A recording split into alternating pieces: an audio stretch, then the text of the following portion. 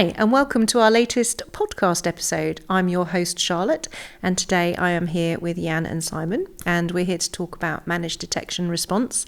But before we get started, why don't you guys just introduce yourselves for the audience? Yeah, hi, I'm Simon Driscoll. I'm a security specialist working with a range of our clients across the UK public sector, supporting them overcoming their challenges with security and also specialist within the service models that we do as well. Great, thank you. My name is Jan Bervar. I'm the owner of Conscia MDR Services and a security architect at Conscia Group.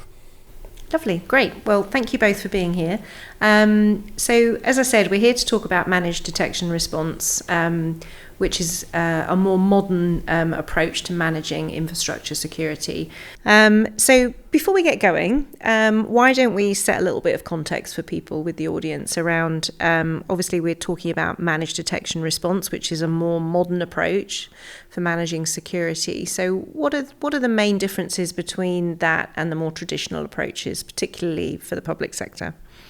Yeah, I think the traditional approach is focused mostly on prevention. And this is also, I think, for us, our mindset, like a more appealing option that we want to prevent all cybercrime, all the actions of cybercrime. And preventive options that we had basically involved blocking attackers, kind of preventing access to resources. And in the past, we kind of forgot there is another approach called detection and response, which is much less intrusive, is based on monitoring access and then responding when we determine that certain access is malicious.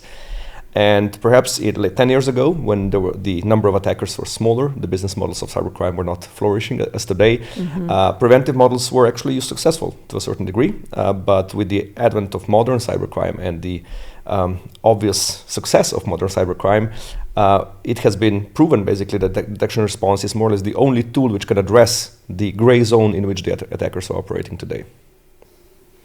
Yeah, and ultimately it's about the speed at which we as defenders can respond to attacks. So certainly at the moment, the sophistication of attacks, we're seeing adversaries being able to execute their strategy and their plans very quickly.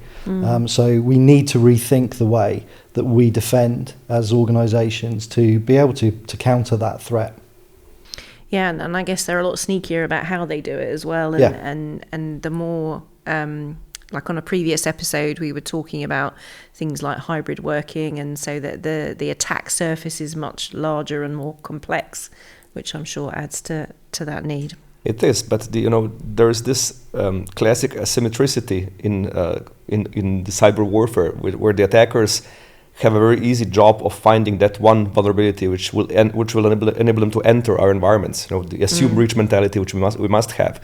On the other hand, we as defenders have hundreds of thousands or millions of vulnerabilities we have to patch, and this kind of asymmetric setup is something which really makes it difficult for us to maintain a preventive stance. We simply have to assume that they will enter, but the idea is, of course, as soon as they enter, we're able to stop them. Yeah, I suppose there's a good analogy there around credit card fraud, for example, isn't there, or financial fraud, and how that over the last 30 years has evolved, hasn't it? For the same reason, because attacks got more sophisticated and more varied. So I guess it's a similar type of scenario. Yeah, mostly it is the cybercrime getting the right business models.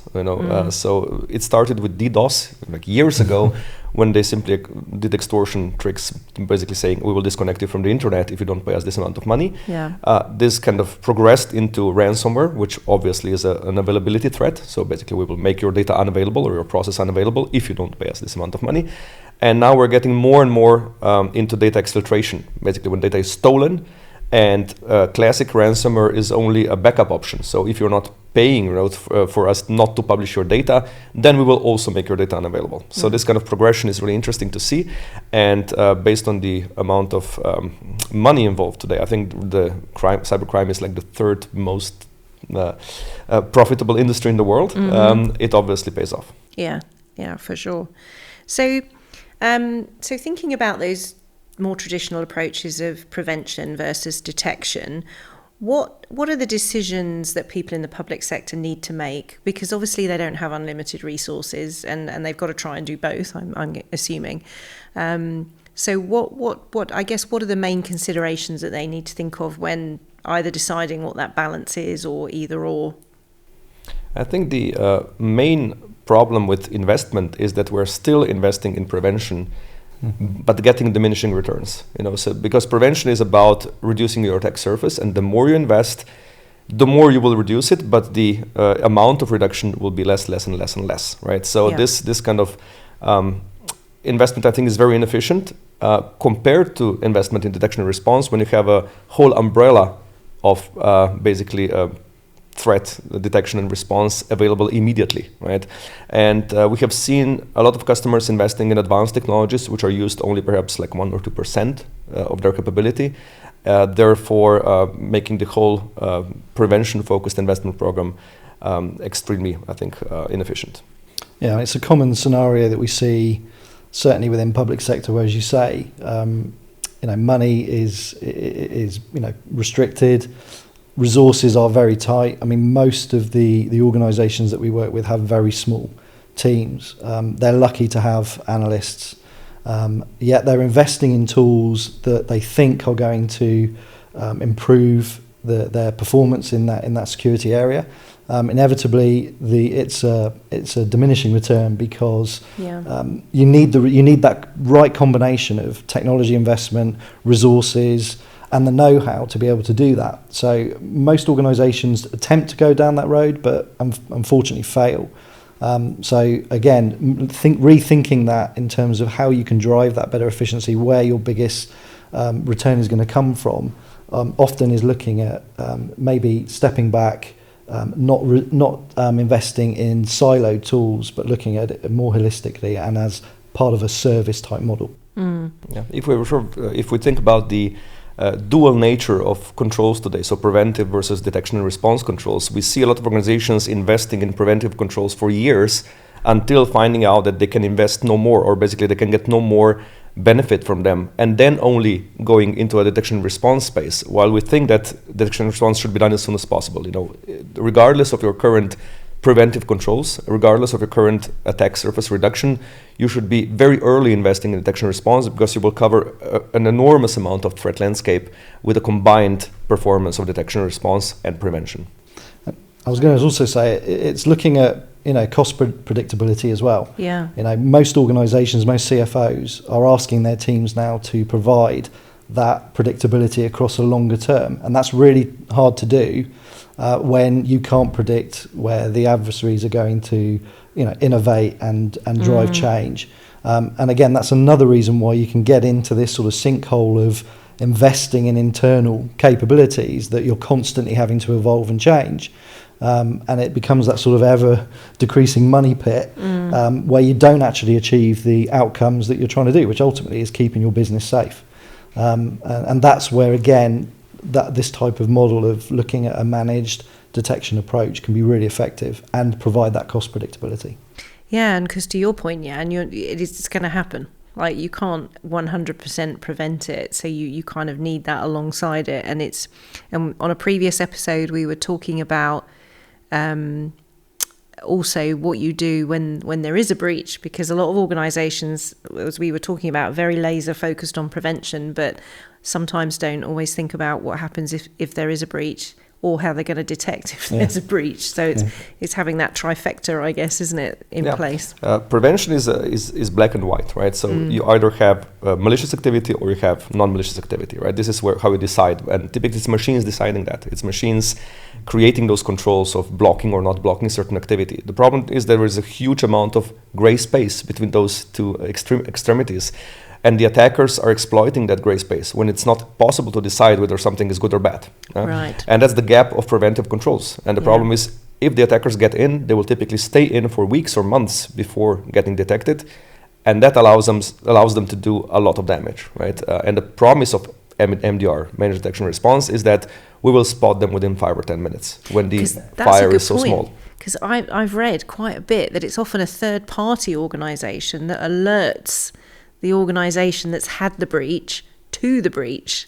So that's a really important point. It is either the criminals alerting you that they have all of your data, or your business partner or customers alerting you. But of course, the promise of MDR is that we are able to detect this within 5 or 10 minutes and immediately take action to stop it, to contain it.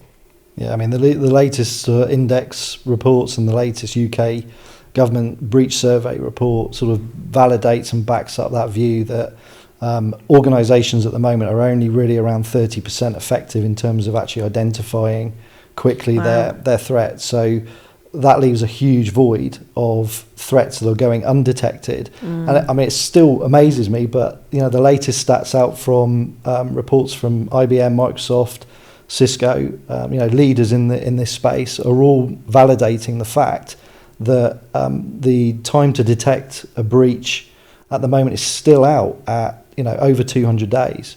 And when you think that the criminals are working to minutes in terms of their time frame, that is a daunting prospect for anyone. So it's quite a quick win then, isn't it, if you adopt that MDR approach to sort of, I guess it's quite a high priority above the sort of prevention activity that they've probably been doing. I've been in this business for like 25 years. I think I'm working within this space of MDR, and I think this is currently our most powerful control to address specifically criminal activity.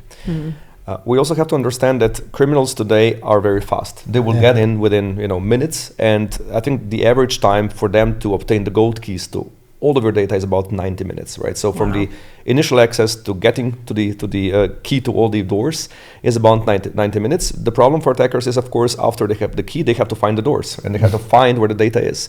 And that takes days, weeks, months sometimes, and that's why it takes a breach a while to develop fully, right? So we can, if we can stop them after 10 minutes, we will even prevent them from getting to the keys, right? But typically attackers still need a certain amount of time to fully develop the activity which will allow them to damage you to the extent which creates their business model possible. Okay, so MDR can limit the amount of damage that happens as a result of a breach, as well as detect it. That's in essence the promise of MDR. So if a breach is allowed to develop, it will eventually burn down the whole house. We are basically the people waiting with a glass of water to put out the fire when it's really, really small. And that's the kind of the idea of catching the breach in the very initial phases. When the attackers enter your environment, we are there to basically contain them. Yeah, we talk a lot about, and more organisations now are aligning to the MITRE ATT&CK framework, which is really looking at how an attack escalates from initial reconnaissance through to the criminal achieving what they want to achieve. And the promise of detection is catching that at a very early stage within that MITRE ATT&CK framework, which limits the amount of exposure obviously the business has, but also utilises more techniques at the defender's sort of side to help that. Yeah, if we have the right visibility. If we have the right visibility, absolutely. The big if. So in terms of the public sector, not just in the UK, because I know obviously the UK is part of our focus here today, but also the wider European market. What are the drivers that, what's moving the public sector towards this MDR? Obviously, we've talked about the big issues there, but from a smaller driver, what's driving them in this direction that you're seeing, or what's preventing or blocking them? Well, of course, an overarching theme there is the budget that is available for them to spend on security. Unfortunately, security is still seen as an IT problem, where that mindset needs to change to it being a business problem, which is partly having ownership at a leadership level around security, and it being taken almost as a line of business. So I think that's one of the things that sort of needs to change. Depending on which sector you look at within public sector, so education, for an example. Again, this is being driven by what we're seeing in the sector with student intake, and which drives revenue for the organisation. And when that student intake is down, there's more pressure on budgets and resources. So we see a lot of focus now on needing to leverage more from what organisations already have, and looking at the tools that they have in order to affect better outcomes. So this is one of the main reasons why, certainly in education, for example, universities are looking at how they can maximise what they already have, looking at the gap between where they need to get to affect those really good outcomes. And often the answer there is partnering with somebody that can help fill that gap, because like most areas, cyber skills are in shortage, especially in public sector, where there's a pay gap difference between the private sector. So organisations are struggling to find those resources. So that's probably one of the main reasons why we're seeing this uptake in a more of a service model. Yeah, detection and response. If it's such a great solution, right, or a great approach, why does not everybody do this already? And the answer is you need 5 to 8 people, at least for the smallest of organizations, to provide this function internally, because you need to do 24/7 observation, 24/7 expert investigation and response. So you need 5 to 8 experts at the minimum to actually provide the service. Because it's not just about the automated detection; it's about interpreting this is all about human investigation mostly, right? And this requires expertise. And most companies, if they have access to 5 to 8 experts, they would typically use them in different capacities, not only security. That's why we do the in MDR, right? Manage detection and response. This is the really important part. And practically no commercial organization, apart from the biggest banks perhaps, and even the biggest banks will actually seek assistance from commercial MDR providers for certain areas of detection. Nobody's doing this in-house except the security organizations like the army and the police. Because it's so specialist, I suppose, isn't it? It's very specialist, and there's a huge lack of expertise in the market. You cannot buy those experts readily. And it's also really important that those resources are available 24/7, because your criminals are not going to just act in normal working hours. And in fact, they will avoid that, exactly. For obvious reasons, I suppose. But to deliver a 24/7 service is really expensive, probably out of the reach of most public sector organisations. So really the only choice, or the sensible choice, is to look at how, like back to what I was saying earlier, looking at what resources you have available and how best to extend and leverage the help from third parties. Yeah, looking at all organizations, I think 95% or more of them will be looking at external outsourcing of detection and response. So MDR will be the preferred solution. Yeah, because as well as being helpful and access to skills, it must be more cost effective, because you're not having to employ 7 or 8 people full time just solely dedicated to that capability. So where does, without going down a zero trust rabbit hole, because we've got another episode assigned to that, where does that fit in all of this? Because obviously this has emerged as a much more modern trend in cybersecurity. So where does it sit in the context of MDR? Well, I've been in this industry for like 25, 30 years, and zero trust for me is just a rehash of an old concept of least privilege. So the idea that you should assign somebody the smallest amount of privileges required to do a certain task, and that kind of makes things simple, all the interactions simple, and that is kind of the essence of good security. The problem, of course, is that in the preventive model of security, this is next to impossible, because it's really hard to describe the minimum set. And if you describe the minimum set, everything which happens outside of that is prevented, actually blocks business and so on.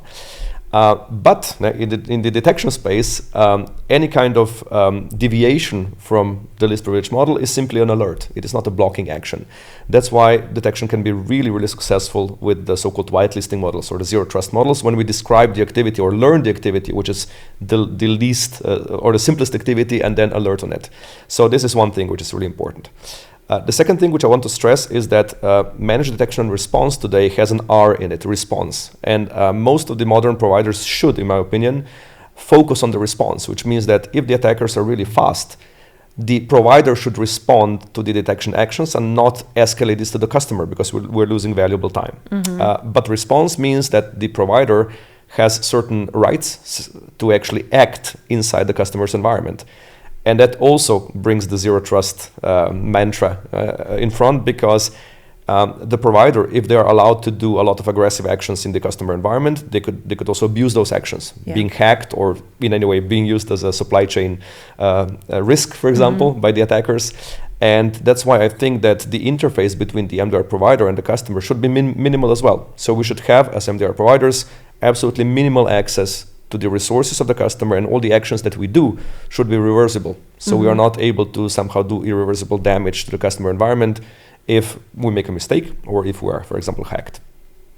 Interesting. And I guess the alerts, just to go back to your point quickly about that it generates alerts, and that's again where the managed bit comes in, because there could potentially be thousands of alerts, I'm assuming, and being able to work your way through those alerts and understand which ones are important? That used to be the problem with old technologies. So, Right, okay. so in the old days, most of the MDR or managed SOC, as they were called, the solutions were based around a CM system, so security event and information management, which is extremely false positive prone and generates thousands of alerts per day. Right? And that has caused basically what we call analyst fatigue. People, a lot of analysts churn, so people not wanting to work with this technology or in this space. And as we have transitioned to more modern technologies, which are called XDR, Extended Detection and Response, we're seeing basically a decrease in alerts by an order of magnitude. So we are basically seeing much less alerts, much more quality in those alerts, and people actually wanting to work with those technologies because they uncover truly malicious activity. So it's rewarding to work with those technologies. Yeah. So this problem has kind of gone away if you're using the right technology, which gives you the right visibility. And that is one of the biggest, I think, differences between a traditional MDR or managed SOC provider and a modern one. The choice of technology, which is the primary visibility technology underlying the MDR service. Interesting. And that kind of ties back to a point you mentioned a few minutes ago around leveraging tools. So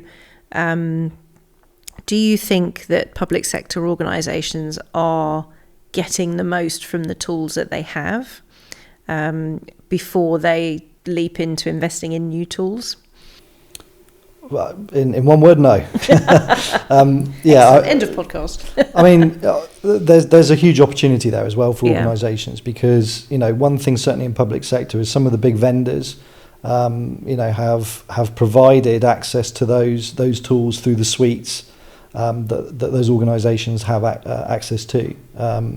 And what we've definitely seen, and probably one of the areas that keeps us most busy, is helping organisations understand how they can optimise those tools to best effect. We see some good practice, but there is a room for improvement for sure.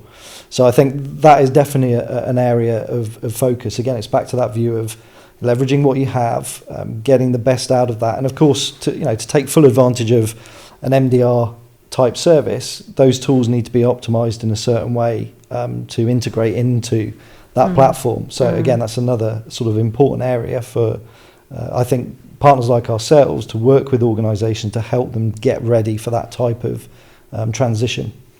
Yeah, because the people who are there may not even have been the people who bought those tools. Yeah. So may not necessarily even understand the potential that sits within them.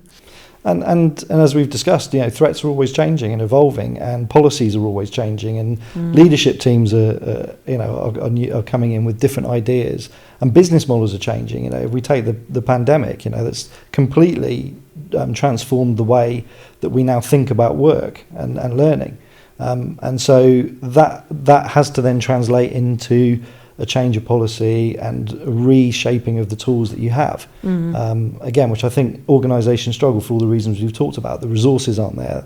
Time is a major factor here for most public sector organisations. So again, the support that we provide as a partner is really important there to help organisations optimise these tools and get the most out of them. I absolutely agree. So also the efficiency or the focus of technologies gets different with different time periods. Look, after COVID, for example, mobility is everything.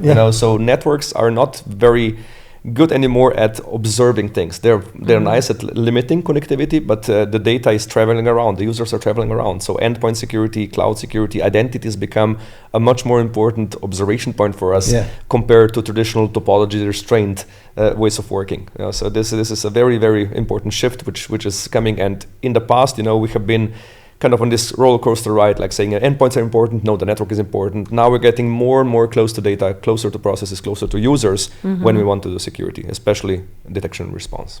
Yeah, I mean, the endpoint is becoming critical now because of the way that we now work.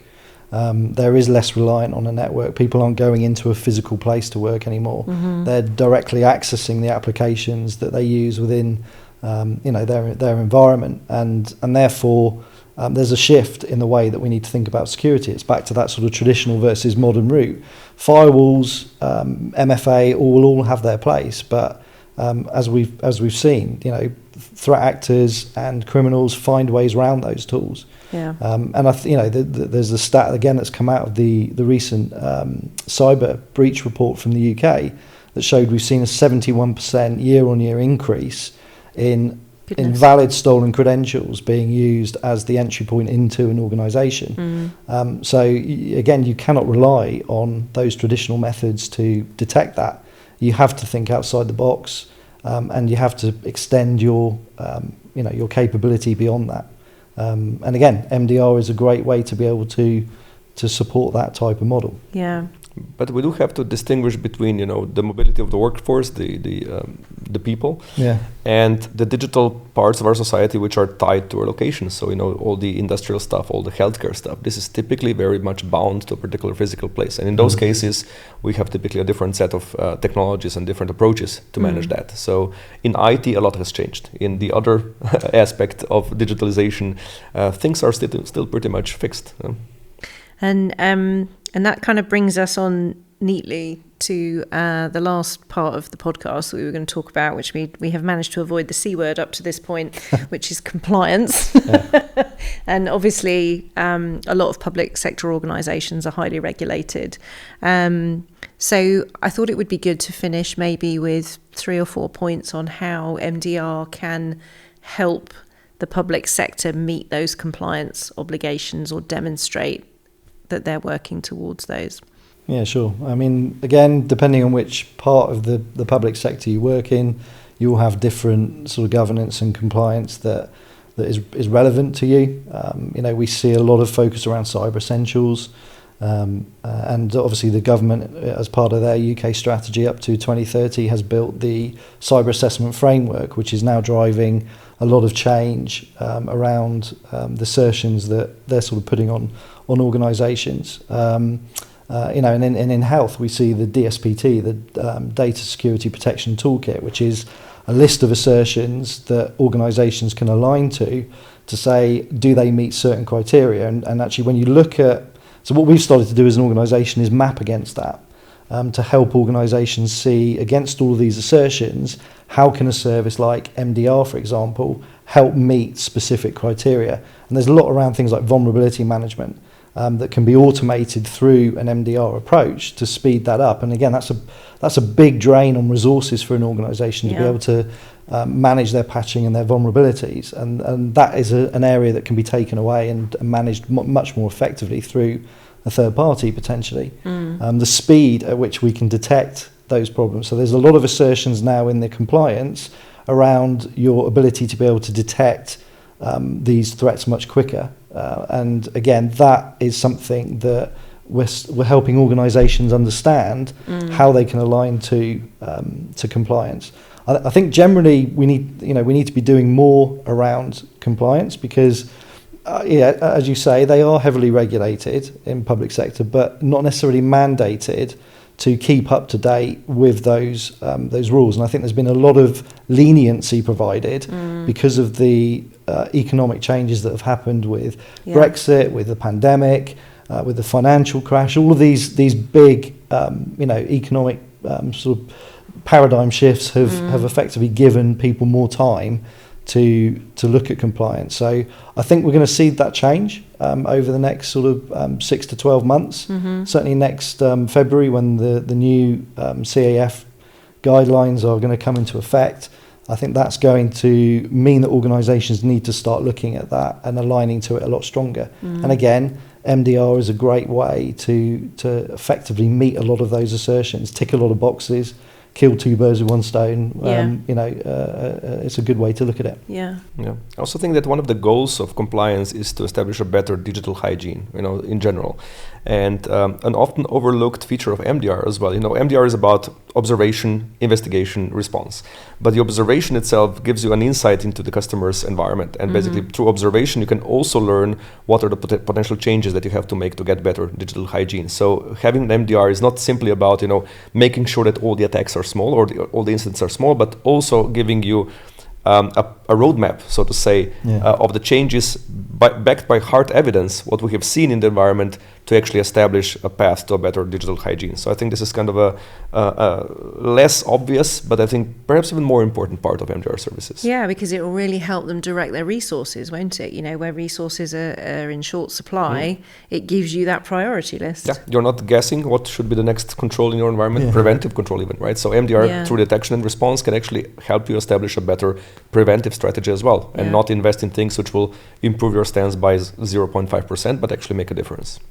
And again, an MDR service isn't just about that tool set, the resources to detect threats. It's the surrounding elements around that. It's the changing culture that can be affected through adopting that type of service. And it's a lot of the surrounding services that support an MDR, things like offensive security services, red teaming, and doing a lot of the planning. Coming back to the compliance question, there's more focus now on readiness and organisations being able to respond to an attack, so instant response readiness. And what I have seen in the market is definitely a big focus on disaster recovery. How do we make organisations more resilient to be able to recover from that?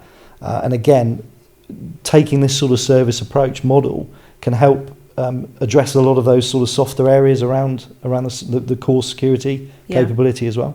Nice. Which I think brings us to one of the most important things of this podcast, which is that preventive security was about technology, and the new models of security are about people. Detection, response, threat intelligence, offensive security. It's all about expertise used against the criminals, because in the long run, it's a battle of humans against humans. So it's something which is hard to do, but I think by outsourcing it to the right expert group, I think it becomes reality. Another set of humans who can exactly superhumans. Yes, exactly. Well, thank you both so much. That's been really interesting, and I think again has given some quite practical advice. I think there's definitely an argument there for bringing in that detection response alongside your prevention measures, because as you said towards the end, it can help focus your investment in that area, and you come out of that ever decreasing value cycle. So brilliant. Thanks for all your insights. Nice to see you both. Thank you.